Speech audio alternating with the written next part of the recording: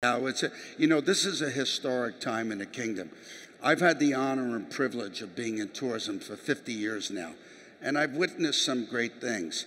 But thanks to the custodian of the two holy mosques, King Salman, if we didn't have him, we wouldn't have had a UNESCO World Heritage Site at Tareif in Diriyah.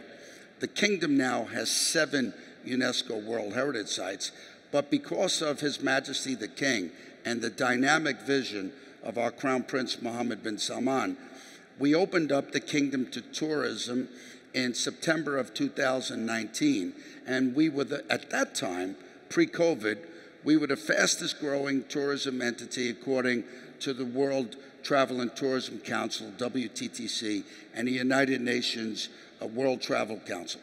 So we had a big week this week because a few days ago, we announced that we hit already a 2030 goal, thanks to His Royal Highness and our fabulous Minister of Tourism, His Excellency Ahmed Al-Khatib.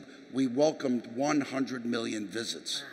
So this is beautiful because now people can come and see the birthplace of Arabia, the House of Al Saud, where one great family of 300 years has presided over this blessed kingdom in the middle of one of the most beautiful oasis, or as we call in Saudi Arabia and in Arabia, a wadi, the Wadi Hanifa. So very, very special time, and I'm so happy that you're here.